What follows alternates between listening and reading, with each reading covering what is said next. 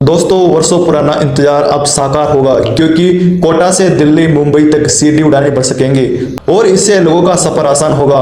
Tourism को बढ़ावा मिलेगा क्योंकि अब कोटा में न्यू एयरपोर्ट बनने जा रहा है। तो दोस्तों जानते हैं इस एयरपोर्ट के बारे में। यह एयरपोर्ट कितने महीनों में बनकर तैयार हो जाएगा और दोस्तों ये भी जानेंगे कि भारत में 11 वर्षों के बाद एयरपोर्टों की संख्या कितनी हो चुकी है।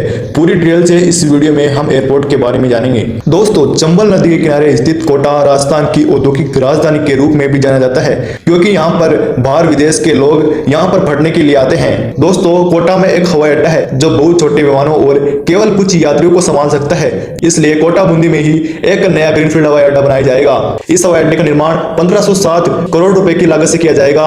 राजस्थान सरकार ने हवाई अड्डे के विकास के लिए भारतीय विमान प्राधिकरण को 440 हेक्टेयर भूमि आवंटित की है, जहां 321 प्रकारों के विमानों को रखा जा सकेगा। दोस्तों इस परियोजना में 20,000 वर्ग मीटर में फैला एक टर्मिनल भवन बनाया जाएगा। इसमें एक बड़ा पार्किंग बनाया जाएगा जिसमें एटीसी टावर, तकनीकी ब्लॉक, एक एमिशन केंद्र, एक कार पार्क और कई बुनियादी ढांचे शामिल होंगे। दोस्तों कोटा बूंदी एयरपोर्ट न केवल कोटा हाड़ौती क्षेत्र को आसपास के जिलों के जरिए महत्वपूर्ण होगा। यह एयरपोर्ट बूंदी जिले के शंभुपुरा में बनाया जा रहा है। यह राज्य सरकार ने जमीन उपलब्ध कराई है। बूंदी के लोग लंबे समय से मांग कर रहे थे, जिससे एयरपोर्ट के नाम में उनका जिला भी शामिल हो चुका है। यह परियोजना क्षेत्र की अर्थव्यवस्था को बढ़ाएगा।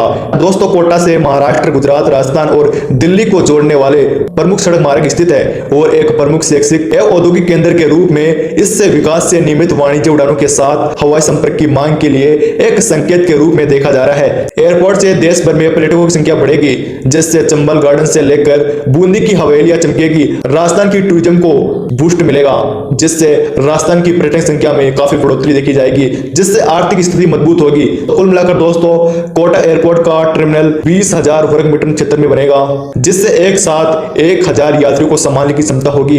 इसका रनवे 3200 मीटर लंबा होगा जो 45 मीटर चौड़ा होगा। यह सुविधाएं कोटा को आधुनिक हवाई सुविधाओं से जोड़ेगी।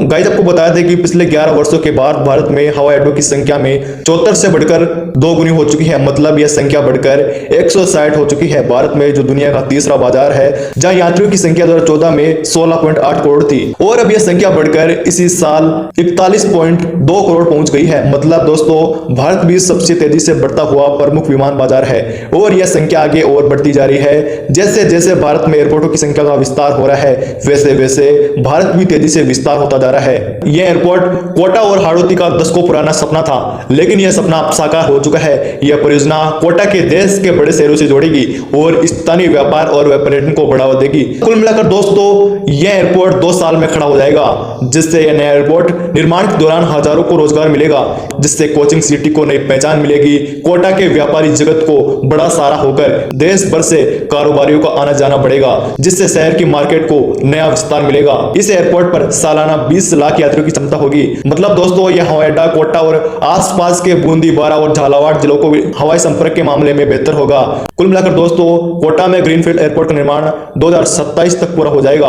एयरपोर्ट बनने से देश भर के आने वाले स्टूडेंट को बेहतर कनेक्टिविटी मिलेगी, पर्यटन को भी बढ़ावा मिलेगा, जिससे शहर की रफ्तार मिलेगी और कोटा का कोचिंग हब और ज्यादा मजबूत होकर विकास की नई उड़ान बनेगा। तो दोस्तों आज की अपनी इस वीडियो के अंदर कोटा बूंदी एयरपोर्ट के बारे में जाना, जो 26 महीनों में बनकर तैयार हो जाएगा। तो ऐसे ही भारत के डेवलपमेंट वीडियो देखने के लिए हमारे यूट्यूब चैनल को सब्सक्राइब कर सकते हैं। मिलते हैं नेक्स्ट वीडियो के अंदर, तब तक के लिए जय हिंद।